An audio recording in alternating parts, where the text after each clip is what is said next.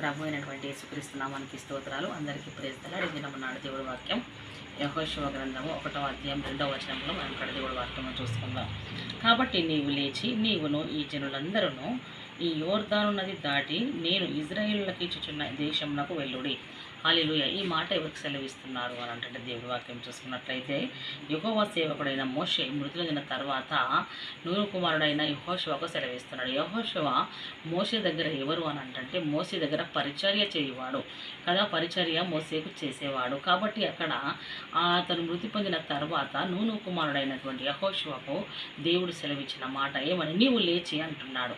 అంటే మనము ఉన్న స్థితి నుండి, మనమున్న పరిస్థితి నుండి మనము లేవాలి. మొట్టమొదటగా దేవుడి సన్నిధిలో మనం ఉండి ఉంటుండగా మనము దేవుడి సన్నిధిలోనే నిలబడి ఉండాలి. మనము ఏ చోట ఉన్నాం, ఏ పరిస్థితుల మధ్యలో ఉన్నామో మనం లేవాలి. ఆ పరిస్థితుల్లో నుండి లేవాలి అని అంటే దేవుడు చెప్పిన మాటను వినాలి. మొట్టమొదటగా మనము దేవునికి, తన సేవకులకును భయభక్తులు మనం నిలిపాలి. దేవుని యందు మనం ఎలా ఉండాలి అని అంటే పరిశుద్ధులమై పవిత్రులమై ఉండాలి. ఆయన వైపు చూడాలి. ఆయన వైపు చూస్తూ దేవుడి యందు భయభక్తులు కలిగి మనం ఎప్పుడైతే నివసించినప్పుడు మన లోపల ఏమి పుట్టుకొస్తుంది అంటే తోటి విశ్వాసులేడలా మనకు ప్రేమ కలుగుతుంది. అదేవిధంగా దేవుడి సేవకులేడలా మనకు గౌరవం పెరుగుతుంది. దేవుడిని నమ్మిన ప్రజలందరూ ఎలా ఉండాలి అని అంటే దేవుని యందు భయభక్తులు కలిగిన వారై ఉండాలి. నూను కుమారుడు అదే రీతిగా ఉన్నాడు. యెహోషువ అదే రీతిగా ఉన్నాడు. కాబట్టి దేవుడు మోషే మృతి పొందిన తర్వాత యెహోషువను ఎందుకు ఎన్నుకున్నాడు అంటే దేవుడి సన్నిధిలో ఉంటున్నటువంటి సేవకుడికి, దేవుడికి చేసే పరిచర్యను దేవుడు చూస్తాడు. అంటే దేవుడి సన్నిధిలో మనము నిలబడి ఉన్నప్పుడు మనం ఏం చూస్తున్నామో, దేవుడి సన్నిధిలో మనం ఎలా ఉండాలి అని అంటే భయభక్తులు కలిగి దేవుడి సన్నిధిలో ఉంటున్న మనము దేవుని ఎదుట పరిశుద్ధంగా పవిత్రంగా ఉండాలని మనం అనుకుంటున్నాం. కానీ దేవుడి సన్నిధిలో అదేవిధంగా దేవుడు చూస్తున్నాడు అని ఉండకుండా దేవుడు మనల్ని గమనిస్తాడు, చూస్తున్నవాడు నడిపిస్తాడు మనల్ని అని ఒక బలమైన నమ్మకంతో ఉండాలి. అలా నమ్మకంతో ఉన్నాడు కాబట్టి అంటున్నాడు, నీవు లేచి ఎక్కడికి వెళ్ళమంటున్నాడు, నీవు నీ జనులందరినీ యోర్దాను దాటి అంటున్నాడు. యోర్దాను అనగా ఏదో నిష్ఫలమైన భూమి కదా, నిష్ఫలమైన భూమిని దాటించాడు అన్నట్టు. ఆ భూమిని మీరు దాటి వెళ్ళాలి. దాటి ఎక్కడికి వెళ్ళమంటున్నాడు అంటే వెళ్ళుచున్న దేశం నాకు మీరు దాటి నేను ఇజ్రాయేలులకు ఇచ్చుచున్న దేశం నాకు మీరు వెళ్ళండి అంటున్నాడు. ఇజ్రాయేల్ ప్రజలము దేవుడు ఎంతో జనంగా ఉంటుండగా ఇజ్రాయేల్ ప్రజలమైన మనల్నే ఎన్నుకున్నాడు. కాబట్టి ఇజ్రాయేల్ ప్రజలనైనా మన పితరులను ఎన్నుకున్నాడు దేవుడు. దేవుడి సన్నిధిలో దేవుడు లేవమన్నప్పుడు లేవాలి, కూర్చోమన్నప్పుడు కూర్చుండాలి.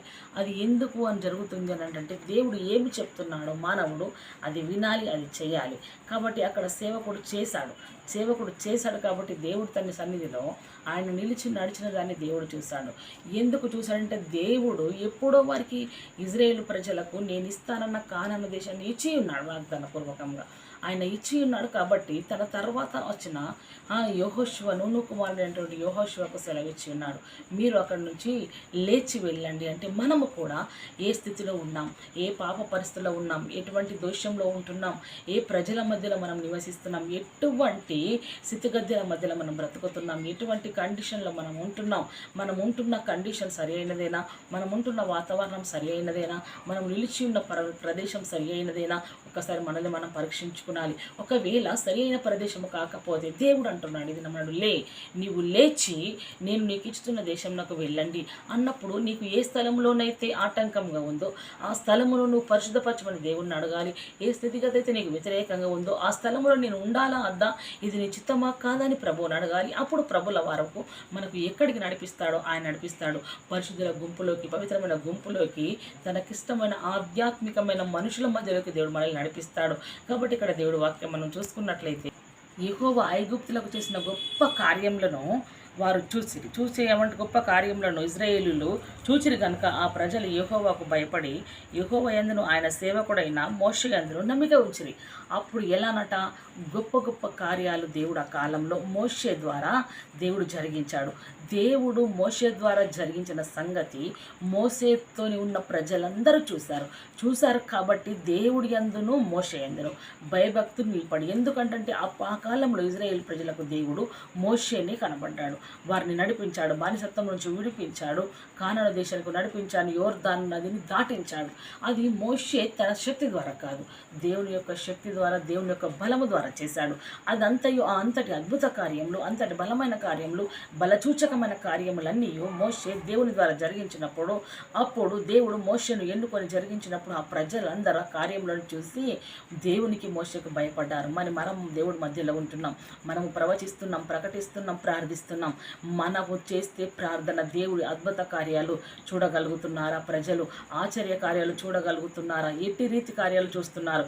మన వల్ల సంఘాలకు, కుటుంబాలకు నాశనం ఉందా? మన వల్ల ప్రజలకు మేలే కలుగుతుందా? ప్రజలకు మేలే కలుగుతుంది అని ఏంటంటేనే మనం భయపడడమే కాదు, వారిని నమ్ముకుంటే వారు అద్భుత కార్యాలు చేస్తారు, వారు విడిపిస్తారు, రక్షిస్తారని వారి మీద నమ్మకం ఉంచారు. అంటే ప్రజలు మనల్ని చూసి దేవుడి యొద్దకు రావాలి, దేవుడు కార్యము చేస్తాడని నమ్మాలి.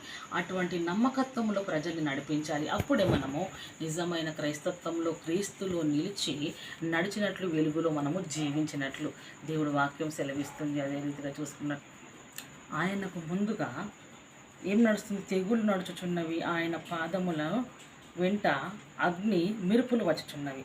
అదే రీతిగా మనం ఇక్కడ చూసుకున్నట్టయితే దేవుడు వాక్యం సెలవిస్తుంది. దేవుడు తేమాల నుండి బయలుదేరుచున్నాడు, పరిశుద్ధ దేవుడు పారానులో నుండి చేయుచున్నాడు, ఆయన మహిమ ఆకాశ మండలమంతను కనబడుచున్నది అని హబక్కూకు ప్రవక్త ఇక్కడ మాట్లాడుతున్నాడు. దేవుడు తేమానులో నుండి బయలుదేరి ఉన్నాడు. బయలుదేరుతున్నప్పుడు దేవుడు ఎలా ఉన్నాడంటే పరిశుద్ధుడుగా ఉన్నాడు. మనము కూడా బయలుదేరుతున్నప్పుడు ఎలా ఉండాలి అంటే పరిశుద్ధులుగా ఉండాలి. ఆయన మహిమ ఆకాశ మండలంతో ఉంది.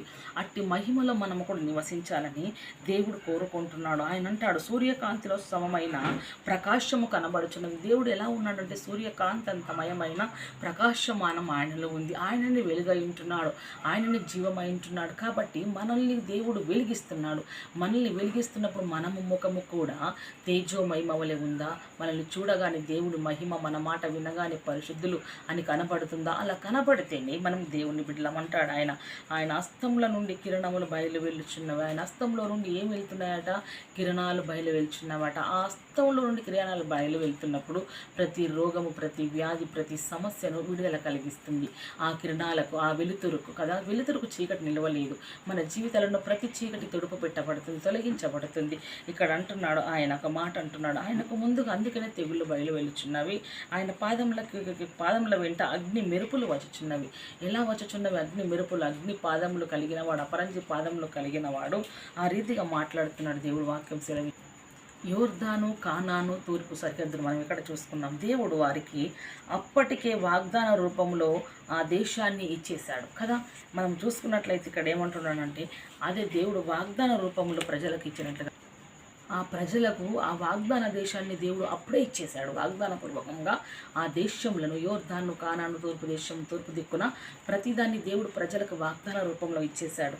అదేవిధంగా చూసుకున్నట్లయితే అప్పుడు అబ్రహాము షేకెమందలి ఒక స్థలము దాకా ఆ దేశ సంచారం చేసి మెమ్రీ దగ్గర ఉన్న సింధూర వృక్షం వద్దకు చేరాను. అప్పుడు కానానీయుడు ఆ దేశంలో నివసించిరి. హల్లెలూయా.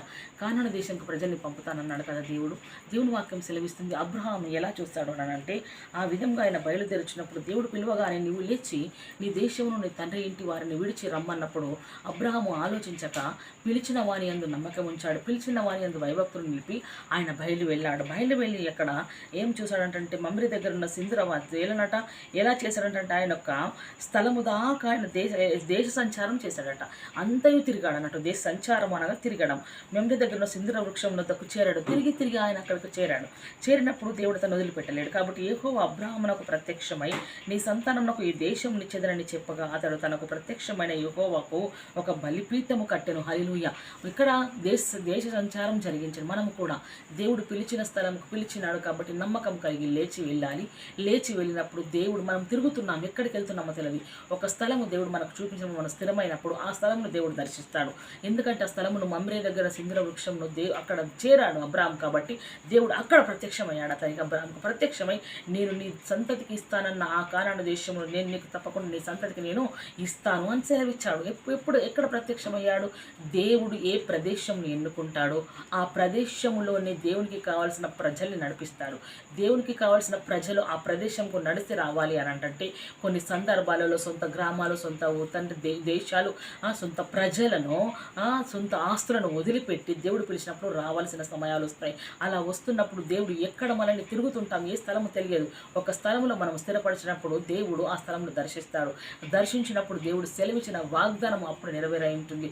అబ్రాహాం కూడా అదే విధంగా జరిగింది. కాబట్టి దేవుడు ఎప్పుడైతే తను దర్శించాడో అప్పుడు దేవుడు వాగ్దానం అప్పుడే నెరవేర్చినట్లుగా మనం చూసుకుంటున్నాం. దేవుడు ఆ దినమందే యెహోవా ఐగుప్తు నది మొదలుకొని గొప్ప నది అయిన యూఫ్రటీసు నది వరకు ఈ దేశమును అనగా ఎలాంట కేనీయులను, కనిజీలను, కద్మోనీయులను, హిత్తీయులను, పెరిజీలను, రేపాయిలను, అమోరీయులను, కానానీయులను, ఎలాంట గిర్గాషీయులను, మోబుసీయులను నీ సంతానమునకు ఇచ్చి ఉన్నాను అని అబ్రాహాముతో నిబంధన చేశాను. హల్లెలూయా. ఏమని చేశాడు? నేను తప్పకుండా ఈ ప్రజలందరినీ సంతానం ఇస్తాను అని. అబ్రాహాము లేచాడు, దేవుడు ప్రత్యక్షమయ్యాడు, దేవుడు సెలవిచ్చాడు. ఆ వాగ్దానం అప్పుడే దేవుడు నెరవేర్చినట్టు మనం చూస్తున్నాం ఇక్కడ. కాబట్టి ఐగుప్తుల చేతుల నుండి వారిని విడిపించుటకును ఆ దేశంలో నుండి విశాలమైన మంచి దేశంనకు అనగా కానానీయుల, హిత్తీయులకు, అమోరీయులకు, పెరిజీయులకు, ఇవ్వీయులకు, మోబేసులకు నివాస స్థలమైన పాలుతేనెలు ప్రవహించు దేశమునకు వారిని నడిపించుటకును దిగివచ్చి ఉన్నాడు. ఎవరు దిగివచ్చారు? కాబట్టి దేవుడు ఆ ప్రజలను ఎలా చూశాడు? ఐగుప్తుల చేతిలో నుండి, బానిసత్వం నుండి తన ప్రజలను విడిపించాలి. విడిపించడమే కాదు, ఏమంటున్నాడు? విశాలమైన మంచి దేశంనకు వారిని నడిపించాలనుకున్నాడు. అంటే ఒకటి చూసుకున్నట్లయితే ఇక్కడ ఐగుప్తులతో దేవుడు యుద్ధం చేయలేడా? ఆ ఐగుప్తులను హతమార్చి అదే ప్రదేశంలో వారిని ఉంచలేడా? కానీ దేవుడు ఆ విధంగా ఎందుకు చేయలేడంటే దేవుడు ఐగుప్తును శపించి ఉన్నాడు. దేవుడు ఐగుప్తును విసర్జించి ఉన్నాడు. దేవుడు ఐగుప్తు పాపంతో రెండుకున్నది కాబట్టి కొట్టివేయబడి ఉన్నది.